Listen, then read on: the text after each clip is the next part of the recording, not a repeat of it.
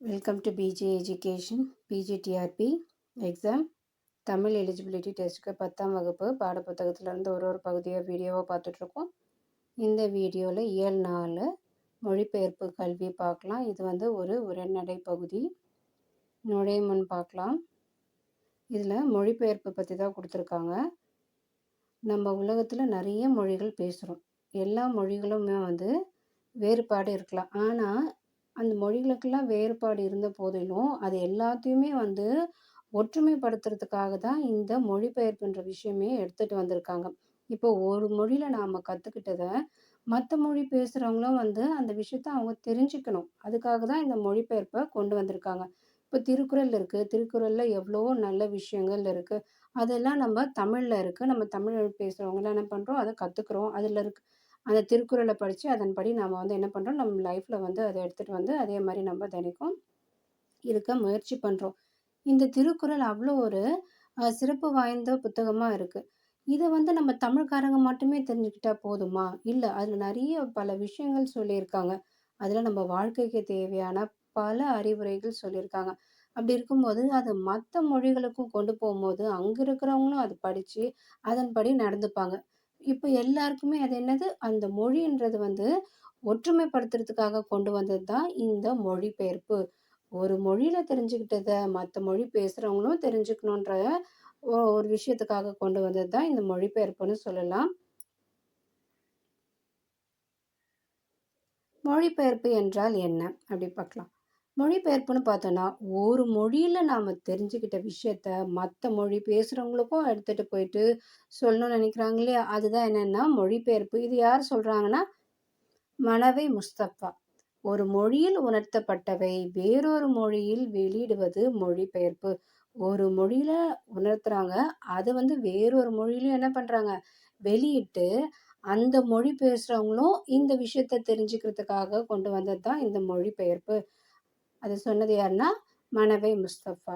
அடுத்தது, ஒரு மொழி வளம் பெறவும், ஒரு மொழி நல்லா வளர்ச்சி அடைஞ்சு போகிறதுக்கும், உலகத்தில் இருக்க மற்ற எல்லார் கூடமும் நம்ம உறவு வச்சுக்கிறதுக்கும் இந்த மொழிபெயர்ப்பு ரொம்ப ரொம்ப முக்கியமாக இருக்கு. உலக நாகரிக வளர்ச்சிக்கும் பொருளியல் மேம்பாட்டிற்கும் மொழிபெயர்ப்பு ஒரு காரணமாகும். இந்த மொழிபெயர்ப்பு நாட்டோட முன்னேற்றத்துக்கும் ஒரு காரணமாக இருக்கு. யார் சொன்னாங்கன்னா, மூகு ஜெகநாதர் சொல்லியிருக்காரு. அடுத்தது, தமிழும் மொழிபெயர்ப்பும் பார்க்கலாம்.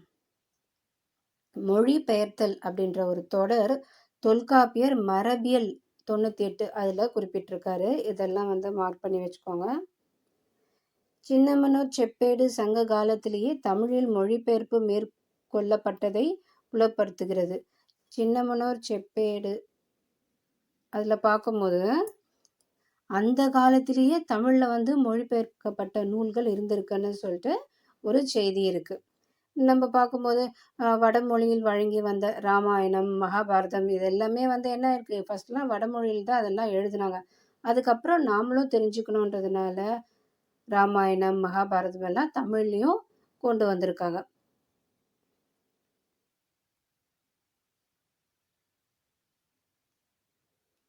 பெருங்கதை, சீவக சிந்தாமணி, கம்பராமாயணம், வில்லி பாரதம் இந்த மாதிரி இருக்க காப்பியங்களும் வடமொழியில் தான் ஃபஸ்ட்டு எடுத்துகிட்டு வந்திருக்காங்க. அதுக்கப்புறம் அதை தழுவி நம்மளுடைய தமிழ்லையும் இந்த நூல்களை கொண்டு வந்திருக்காங்க.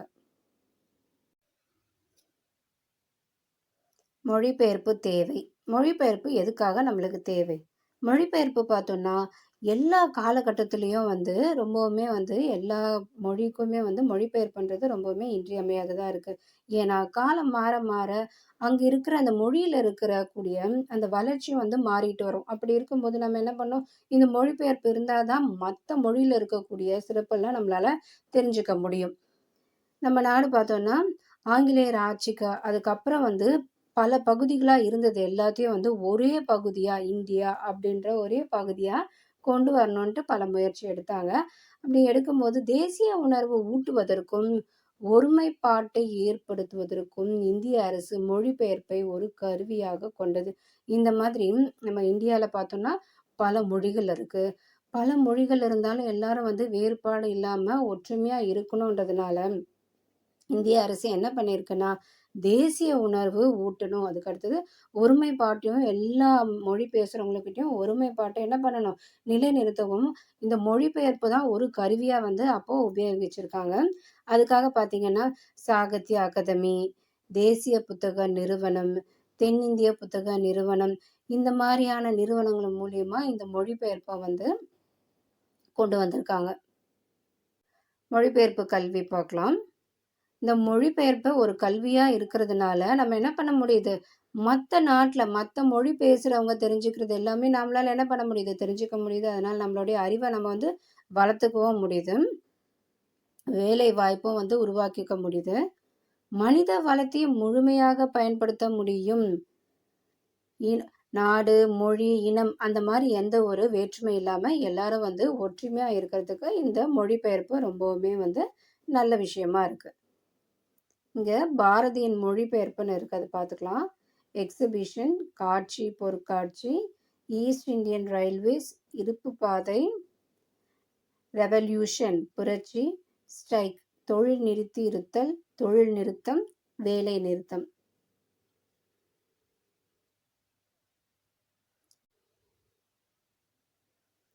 இலக்கிய இறக்குமதி பார்க்கலாம்.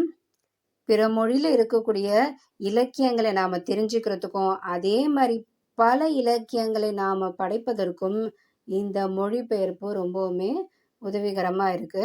இப்போ இலக்கியம்னு சொல்லும்போது, அது ஒரு தனிப்பட்ட ஒரு மனிதரோட அனுபவத்த வச்சு தான் எழுதியிருப்பாங்க.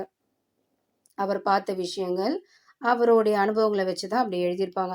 அப்படி எழுதும்போது, அந்த இலக்கியத்துல கலை சிறப்பு, கலைநயத்தோட அது எழுதியிருக்கும்போது, அது என்ன ஆகும்னா, மத்த எல்லாருக்குமே சேர்ந்த ஒரு அனுபவத்தை உருவாக்கும். ஒரு பொது அனுபவமா அது என்னாகும்? உருவாக்கும். அப்படி இருக்கும்போது அந்த இலக்கியம் எல்லாருக்குமே போயிட்டு ரீச் ஆகும். இப்ப ஜெர்மன் மொழியில் மொழிபெயர்ப்பின் மூலம் அறிமுகமான ஷேக்ஸ்பியர் அந்நாட்டு படைப்பாளர் போலவே கொண்டாடப்பட்டார். இப்போ ஷேக்ஸ்பியர் பார்க்குறோம். ஷேக்ஸ்பியர்ன்றது அந்த நாட்டுல மட்டுமா தெரியுறாங்க? நம்ம மத்த எல்லா நாட்டுக்குமே வந்து தெரியக்கூடிய ஒரு போயட் தான். ஏன்னா நம்ம எல்லாருக்குமே அவர தெரியும். எதனால? அவருடைய இலக்கியங்கள் மிகவும் சிறப்பு வாய்ந்ததா இருந்ததுனால, எல்லாருக்குமே வந்து அத படிக்கும்போது அந்த அனுபவம் வந்து எல்லாருக்குமே பொதுவா இருந்தது. அதனால அவருடைய இலக்கியங்கள் மிகவும் சிறப்பு வாய்ந்ததா இருந்தது. இப்போ 18ஆம் நூற்றாண்டு வரை பார்த்தோம்னா, வடமொழி நூல்கள் பல தமிழில் ஆக்கப்பட்டன. அதுக்கு அடுத்தது ஆங்கிலேயர் வந்ததுக்கு அப்புறம் என்ன பண்ணாங்கன்னா, ஆங்கில நூல்களை தமிழ் வழியில வந்து எடுத்துட்டு வந்தாங்க. அதுக்கு அடுத்தது ஐரோப்பிய மொழி நூல்களும் தமிழ் வழியில கொண்டு வந்தாங்க. இதே மாரி தமிழ் நூல்களும் என்ன பண்ணாங்க, மத்த மொழிகள்ல கொண்டு போனாங்க, மொழிபெயர்த்தாங்க.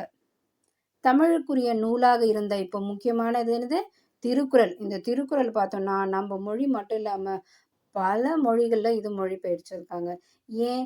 ஏன்னா இதுல இருக்கிற சிறப்பு அந்த மாதிரி. இது வந்து நம்மளுடைய நம்மளுடைய வாழ்க்கைக்கு வந்து ஒரு அறிவுரை மாரி இருக்கு. இத எடுத்து நம்ப படிக்கும்போது, நாம இதே வந்து திருப்பியும் ஃபாலோ பண்ணிட்டு வந்தோம்னா, நம்மளுடைய லைஃப்பும் என்னாகும்? நல்ல முன்னேற்றமாகும். அதனால இந்த நூல் ரொம்ப சிறப்பு வாய்ந்தா இருக்கிறதுனால, மத்த மொழிகள் எல்லா மொழிகள்லயும் கொண்டு போய் சேர்த்துருக்காங்க. இப்போ இந்த மொழிபெயர்ப்பு இல்ல அப்டின்னா, பல சிறப்பு வாய்ந்த படைப்பாளிகளோட சிறப்பெல்லாம் நம்மளுக்கு தெரியாமலே இருந்திருக்கும். இப்ப எடுத்துக்காட்டு பார்த்தோம்னா, ரவீந்திரநாத் தாகூர் வங்க மொழியில் எழுதிய கவிதை தொகுப்பான கீதாஞ்சலியை ஆங்கிலத்தில் அவரே மொழிபெயர்த்த பிறகுதான் அவருக்கு நோபல் பரிசு கிடைத்தது. ரவீந்திரநாத் தாகூர் ஒரு வங்க மொழியில எழுதக்கூடிய எழுத்தாளர். இவருடைய கவிதை பார்த்தோம்னா கீதாஞ்சலி. இவர் வந்து இத வங்க மொழியில் எழுதியிருக்காரு. அதுக்கு அடுத்தது இது ஆங்கில மொழியில மொழிபெயர்த்திருக்காரு. அத ஆங்கில மொழியில மொழிபெயர்த்ததுக்கு அப்புறம் தான் அவருக்கு நோபல் பரிசு கிடைத்தது. மகாகவி பாரதியாரும் அவருடைய கவிதைகள ரவீந்திரநாத் தாகூர் மாரி ஆங்கிலத்துல மொழிபெயர்த்திருந்தார்னா, அவருடைய கவிதைக்கும் பல அங்கீகாரங்களும், பல உயரிய விருதுகளும் கிடைச்சிருக்கிறதுக்கு வாய்ப்பு இருந்திருக்கும். இப்போ நம்ம நேரடி மொழிபெயர்ப்பாக France, German, Africa, Latin America இந்த நாட்டினுடைய நூல்கள்லாம் நம்மளுக்கு இப்போ ரொம்பவுமே சுலபமா, ரொம்பவுமே ஈஸியா கிடைக்குது. இதன் மூலம் நம்மளுக்கு பல நல்ல பயன்கள் கிடைக்கிறதுக்கு வாய்ப்பு இருக்குன்னு நம்ம எதிர்பார்க்கலாம். பிறமொழி இலக்கியங்கள், இலக்கிய வடிவங்கள் பலவும் தமிழுக்கு அறிமுகமாகி உள்ளன. மொழிபெயர்க்கப்பட்ட நூல்களை தமிழ் இலக்கியங்களோடு ஒப்பு நோக்கி சிந்தனை, வடிவம், உத்தி, மையக்கரு, பண்பாடு போன்ற பல வகை கூறுகளை எடை போடவும் வளர்க்கவும் மொழிபெயர்ப்பு உதவுகிறது. இப்போ மற்ற மொழி இலக்கியங்கள்லாம் இருக்கு. அதை தமிழுக்கு எடுத்துட்டு வரோம். தமிழுக்கு எடுத்துட்டு வந்து நம்ம தமிழ் மொழியோட அந்த மொழியை நம்ம வந்து ஒப்புமைப்படுத்தி பார்க்கும்போது அதுல சிந்தனை, அதோட வடிவம், அதோட உத்தி, மையக்கரு, பண்பாடு இதெல்லாம் வந்து நம்ம என்ன பண்ணலாம், எடை போட்டு பார்க்கலாம் எப்படி இருக்கு. அதன் மூலியமா நம்ம என்ன பண்ணலாம், இப்போ நம்மளுக்கு ஒரு ஃபீட்பேக் கிடைக்கும். அதன் மூலியமா நம்ம என்ன பண்ணிக்கலாம், இன்னும் வந்து நம்மள மெருகேற்றிக்கிறதுக்கு ஒரு நல்ல விஷயமா இருக்கும். மொழிபெயர்ப்பு செம்மை பார்க்கலாம். கேமல்னா ஒட்டகம், அதுக்கு பார்த்தோம்னா வடம், கயிறு, அதாவது மொழிபெயர்ப்பு செம்மை பார்க்கலாம். கேமலுக்கு பார்த்தோம்னா வடம், ஒட்டகம்னு 2 பொருள் இருக்கு. வடம்னா கயிறு. இப்போ ஒரு பழமொழி, ஊசி காதில் வடம் நுழையாது அப்படின்ட்டு இது வந்து வேற்றுமொழி பழமொழி தான் இது. இதை நம்ம என்னென்னு எடுத்துக்கிறோம், ஊசி காதில் ஒட்டகம் நுழையாது. வடம்னா ஒட்டகம், அதனால ஊசி காதில் ஒட்டகம் நுழையாதுன்னு எடுத்துக்கிறோம். ஆனா வடம் தான் சரியான சொல்லா இருக்கும். ஏன்னா ஊசி காது இருக்கு, ஊசி இருக்கு. அந்த ஊசி காதுல என்ன விட முடியும், ஊசி காதுல நூல் தான் நுழையும். கரெக்டா நம்ம துணி தைக்கிறதுக்கு என்ன பண்ணுவோம், ஊசி காதில் நூல் நுழையுமே அன்றி கயிறு நுழையாதுன்னு இருக்கு. அதாவது ஒரு ஊசி, அந்த ஊசியில நம்ம துணியெல்லாம் தைக்கிறதுக்கு என்ன பண்ணுவோம், நூல், அந்த நூல் தான் என்ன பண்ணுவோம் நம்ம நுழைப்போம். கயிறை நுழைக்க முடியாது. இங்க கயிறுன்னா என்ன, வடம்னு இருக்கு இல்லையா, அதனால்தான் ஊசி காதில் வடம் நுழையாது. இதுதான் வந்து சரியான சொல்லா இருக்கும்னு சொல்றாங்க. அடுத்தது, டெலி என்பது தொலை என்பதை குறிக்கிறது. அதனால telegraph, television, telephone, telescope, telemetry இந்த மாதிரி சொற்கள்லாம் என்ன ஆயிடுச்சு, மொழிபெயர்க்கப்படுகிற போது தொலைவரி, தொலைக்காட்சி, புரியுதுங்களா? ஏன்னா டெலினா தொலை இல்லையா, அதனால டெலிகிராஃப், டெலிவிஷன்லாம் இருக்கும்போது அந்த தொலை வச்சு எல்லாமே வந்து மொழிபெயர்த்து செஞ்சுருக்காங்க. தொலைவரி, தொலைக்காட்சி, தொலைபேசி, தொலைநோக்கி, தொலை அளவியல் இதெல்லாம் வந்து என்ன பண்ணுறாங்க, அந்த தொலை கூட அந்த ஒட்டிக்கிட்டு வர மாதிரி எல்லா சொற்களையும் அமைச்சிருக்காங்க. இதுக்கு மாறாக டிரான்ஸ்கிரைப், டிரான்ஸ்ஃபர், டிரான்ஸ்ஃபார்ம், டிரான்ஸ்ஆக்ட் இதெல்லாம் மொழிபெயர்க்கும் போது எப்படி பண்ணியிருக்காங்க, படியெடுத்தல், மாறுதல், உருமாற்றுதல், செயல்படுத்துதல் அப்படியெல்லாம் வந்து மொழிபெயர்த்திருக்காங்க. இதில் டிரான்ஸ் என்ற முன் ஒட்டை வைத்து மொழிபெயர்க்கவில்லை. இங்கே டிரான்ஸ் என்ற அந்த வேர்டை வச்சு, ப்ரெஃபிக்ஸை வச்சு என்ன பண்ணல, மொழிபெயர்க்கல. இவ்வாறு இடம் பார்த்து மொழிபெயர்ப்பு முறையாக செய்யப்பட வேண்டும். இதில் இருக்கிற அந்த டிஃப்ரென்ஸ் தெரியும் இல்லையா, இதில் டெலின்ற அந்த ப்ரிஃபிக்ஸை வச்சு மொழிபெயர்த்திருக்காங்க. இங்கே டிரான்ஸ்ன்ற அந்த வேர்டை வச்சு இங்கே என்ன பண்ணல, மொழிபெயர்க்கல. ஏன், இடம் பார்த்து எது எதுக்கு எந்த மாதிரி மொழிபெயர்க்கணுமோ, எந்த சொல்லுக்கு எதை சேர்க்கணுமோ அதை தான் சேர்த்து மொழிபெயர்த்திருக்காங்க.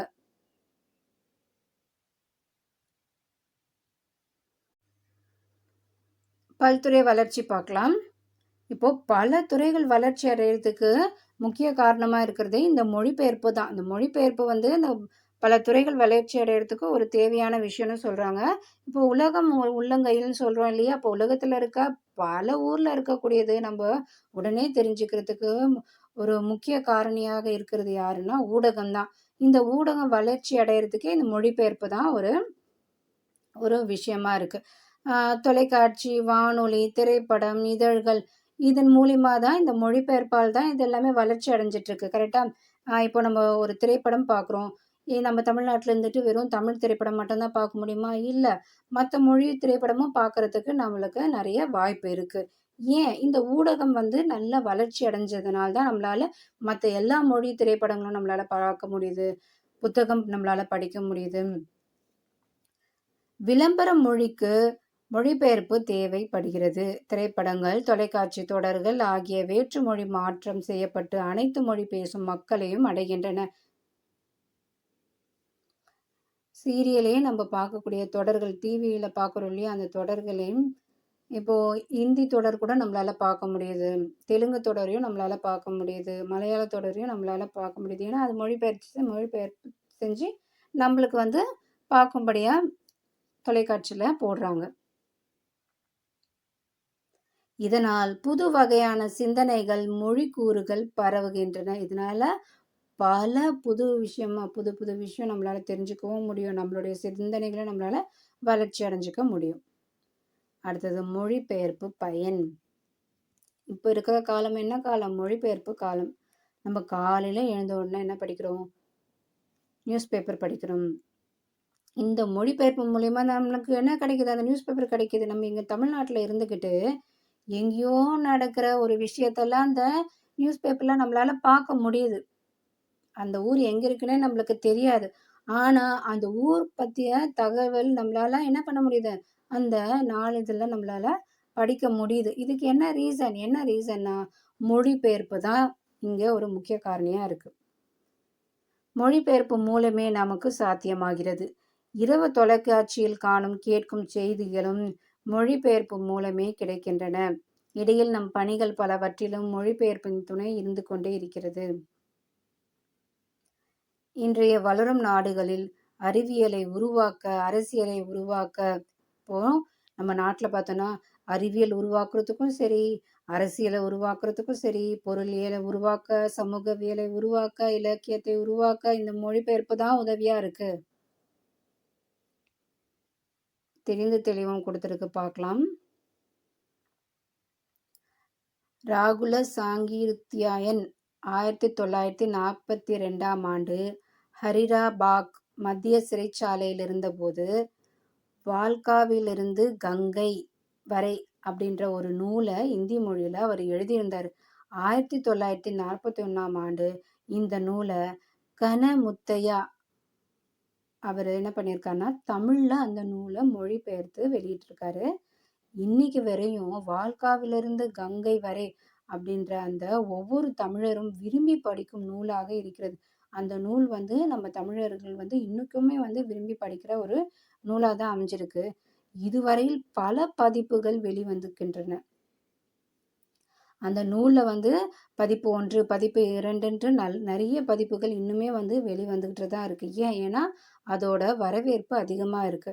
1949ஆம் ஆண்டு கனமுத்தையா மொழிபெயர்ப்பு, 2016 டாக்டர் என் ஸ்ரீதர் மொழிபெயர்ப்பு, 2016 முத்து மீனாட்சி மொழிபெயர்ப்பு, 2018 யூமா வாசுகி மொழிபெயர்ப்பு. இதெல்லாம் வந்து அந்த மொழிபெயர்ப்போட பதிப்பு. சா கந்தசாமி.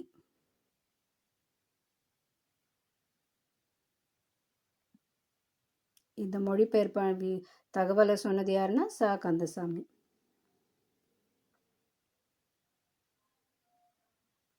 இந்த மொழிபெயர்ப்பு இருக்கிறனால தான் பல புதிய சொற்கள் வந்து நம்மளுக்கு என்ன ஆயிட்டு இருக்கு? வளர்ந்து வந்துகிட்டு இருக்கு. அப்போ நம்ம ஃபர்ஸ்டெல்லாம் பார்க்கும்போது நம்மளுடைய மொழிகள் வந்து வேற மாதிரி இருக்கும். இப்போ மொழிபெயர்ப்பு அதிகமாக இப்போ வாட்ஸ்அப் நம்ம ஒரு 20-30 வருஷத்துக்கு முன்னாடிலாம் வாட்ஸ்அப் வந்து புலனம்ன்ற ஒரு வார்த்தையை நம்ம என்ன பண்ணியிருக்க மாட்டோம், உபயோகப்படுத்தியிருக்க மாட்டோம். வாட்ஸ்அப் வந்ததுனால என்னாச்சு நம்மளுக்கு? அது மொழிபெயர்த்ததுனால புலனம்ன்ற ஒரு வார்த்தை நம்மளுக்கு கிடைச்சிருக்கு. இந்த மாதிரி தான் மொழிபெயர்ப்பால பல மொழிகள்ல பல புதிய புதிய சொற்கள் உண்டாகிட்டே இருக்கு. பிற இனத்தவரின் பண்பாடு, நாகரிகம், பழக்க வழக்கம் இது எல்லாமே நம்மளால என்ன பண்ணிக்க முடியுது? தெரிஞ்சுக்க முடியுது. அதிலிருந்து நல்லவனவற்றை நாம் பெற்றுக்கொள்ள முடியும். கருத்து பகிர்வை தருவதால் மொழிபெயர்ப்பை பயன்கலை என்று குறிப்பிடுவார்கள். மொழிபெயர்ப்பு என்னன்னு சொல்றாங்க? பயன்கலைன்னு சொல்லுவாங்க. எதையெல்லாம் மொழிபெயர்க்கலாம்? எந்த மொழிபெயர்ப்பாக இருப்பினும் எதை மொழிபெயர்ப்பது என்ற முன்னுரிமை வேண்டும். எல்லாத்தையும் வந்து நம்மளால என்ன பண்ண முடியாது? மொழிபெயர்க்க முடியாது. பழைய நூல்களையே அறிமுகப்படுத்தும் போக்கை விட்டு புது புது நூல்களையும் அறிமுகப்படுத்தும் நிலை வளர வேண்டும்.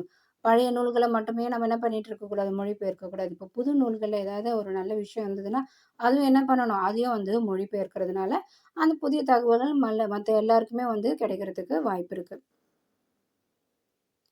ஒரு குறிப்பிட்ட சிறு குழுவில் பேசப்படும் மொழியில் இருப்பவையும் கூட நம்மை வந்தடைய வேண்டும். ஒரு சின்ன ஒரு ஒரு சின்ன ஒரே ஒரு குழு இருக்காங்க. அந்த குழுல அ பேசக்கூடிய அந்த அவங்களுடைய மொழி கூட என்னவா இருக்கும்? அதில இருக்கக்கூடிய நல்ல விஷயங்களும் நாம தெரிஞ்சுக்கிற மாரி அமைய வேண்டும். சிறு குழுவினர் பேசும் ஆப்பிரிக்கா மொழியின் படைப்பாளர்கள் நோபல் பரிசு பெறுகிறார்கள். இப்போ ஆப்பிரிக்கால பார்த்தோம்னா, ஒரு சின்ன சின்ன சின்ன குழுவா இருக்கிறவங்க கூட என்ன பண்றாங்க? அவங்களுடைய நூலுக்காக நோபல் பரிசெல்லாம் வாங்கியிருக்காங்க. ஆனால் அந்த படைப்புகள் நம்மை எட்டுவதில்லை. அந்த மாரி ஒரு சின்ன குழுவினர்கள் வந்து நோபல் பரிசு வாங்கியிருந்தாலும், அவர்களுடைய நூல்கள் நம்மளால என்ன பண்ண முடியல? நம்ம கைக்கு வந்து சேர்றதில்ல. தமிழின் தொன்மையான இலக்கியங்கள் முன்னரே மொழிபெயர்க்கப்பட்டு அறிமுகமாயிருந்தால், தமிழின் பெருமை உலகெங்கும் முறையாக பரவியிருக்கும்.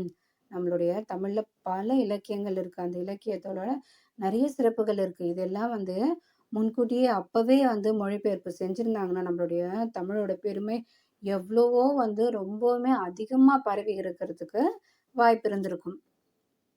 செய்ய வேண்டுவன. "சென்றிருவீர் எட்டு திக்கும் கலைச்செல்வங்கள் யாவும் கொணாந்திங்கு சேர்ப்பீர்" என்று பாரதி கூறுவதை தமிழுலகம் செயல்படுத்த வேண்டும். அங்கிருந்து கொணார்ந்து சேர்ப்பதோடு அவர் கூறுவது போல இப்போ என்ன சொல்றாங்க? "சென்றிருவீர் எட்டு திக்கும்" 8 திசைக்கும் போங்க. போயிட்டு அங்க இருக்கக்கூடிய கலை செல்வங்கள் என்னென்ன மாரியான நம்மளுக்கு கிடைக்கக்கூடிய இலக்கியங்களா இருக்கட்டும், அதெல்லாம் நம்மளுக்கெல்லாம் ஒரு பொக்கிஷம் மாரி தானே! அதெல்லாம் எடுத்துட்டு வாங்க. எடுத்துட்டு வந்து நம்ம கத்துக்கணும். நாமளுக்கு என்ன பண்ணணும்? நம்ம தெரிஞ்சுக்கணும்னு சொல்றாரு. "தேமதுர தமிழோசை உலகமெல்லாம் பரவும் வகை செய்தல் வேண்டும்." மத்த மொழியில இருக்கிற கலைச்செல்வங்கள நாம தெரிஞ்சுக்கணும். அதே மாரி நம்மளுடைய தமிழ்ல இருக்கக்கூடிய பல விஷயங்களையும் நம்ம என்ன பண்ணணும்? மத்த மொழிகளுக்கும் எடுத்துட்டு போய் சேர்க்கணும். இது வந்து பாரதியாரோட ஆசை.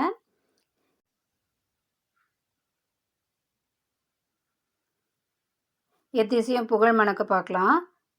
பிரான்ஸ் தேசிய நூலகத்துல நம்மளுடைய தமிழ் ஏடுகளும், கையெழுத்து பிரதிகளும் நெறைய இருக்காம். இத்தனைக்கும் அதெல்லாம் அந்த ஏடுகள்லாம் நம்ம இந்தியாலயே இப்பலாம் கிடைக்கிறதில்ல. அது எல்லாமே அங்க இருக்கு. பண்டை காலத்தில் முதன் முதலாக ஐரோப்பியர் யாத்த இலக்கணங்களும், கையெழுத்தும் பிரதிகளும் இக்கூடத்தில் உள்ளன.